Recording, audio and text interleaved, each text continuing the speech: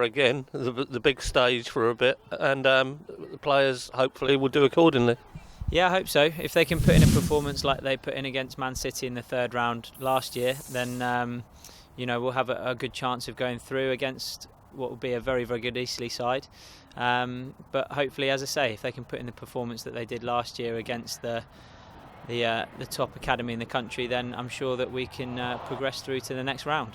Eastleigh doesn't have quite the ring about it that Manchester City did, but you've got to beat these teams to get to the stages where you're playing those bigger teams.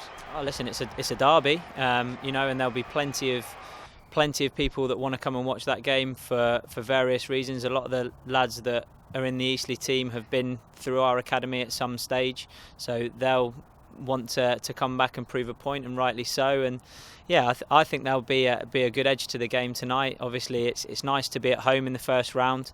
The following last two seasons, we've been Plymouth away both rounds and managed to get through. So it's a very, very tough draw, but always nice to be at home in the cup. Is it a kind of different routine for players today? Are they being treated a bit like superstars? No, absolutely not. We don't treat them like superstars, but we do treat it as much as we can like a first team game. So we will have a pre-match meal, we will prepare properly. We've obviously done a lot of work on the training ground this week, building into the game, which is always a different emphasis to what we're doing normally, because obviously normally the focus is on developing individuals within a team environment. Tonight it's very much about the team and getting a result, because if you get a result, you're through to the next round, and if you don't get a result, you're out. It's that bit of glitz for them, though, isn't it? It's away from the drudgery of playing on the local park, going to play at Fratton Park under the lights, a few more people watching them, etc., etc. Yeah, I've said all along, it's the highlight of the boys' football calendar.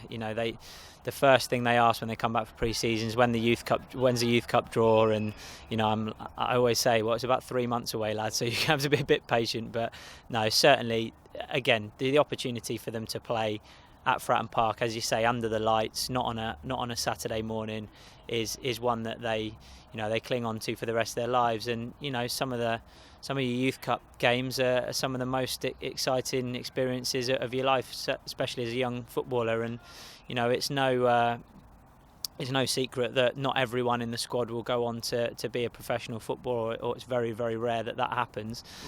So these are the sort of experiences that they can take away for the rest of their lives, and tell their families that they did play at Fratton Park under the lights, and hopefully they'll be able to talk about a great performance and a fantastic win. I suppose the other thing is, one great game under the Fratton Park lights won't make them, and one indifferent game won't break them. Absolutely, it's not, contracts aren't given out on the strength of a youth cup performance. It's just part of the programme over the 2 years that they go through, and it is a slightly different emphasis, a little bit more pressure, and you always like to see who steps up to the plate in that pressure environment, and they certainly did that last year. So hopefully we can do it again this year.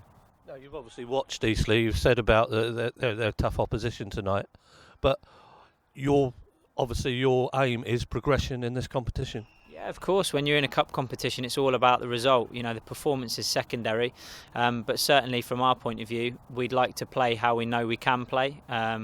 We'd like to play some of the fast-flowing attacking football that we've shown this season, and make sure that we're defensively sound. And if we can keep a clean sheet, then we've got a really good chance of going through, because we've definitely got goals all in the team. It's quite interesting to actually now follow Pompey on Twitter, the academy and everything else, and the games. Yes, that's something that we brought in this season, which I think is a big help. Social media obviously is huge now, and I think if you don't embrace it and get involved in it, then you get left behind. And people have taken to the Twitter page really, really successfully. I think we've got over 1,000 followers now, which is fantastic. And we'll look to grow that over the coming months, and just keep everyone up to date with what's going on in the academy. Obviously, we've started it initially sort of focused on the under-18s, but hopefully we can sort of roll it out from the 9s up to the 18s. But obviously there's a bit of infrastructure that needs to be put in place to make that happen. But yeah, all in all, a real positive start to our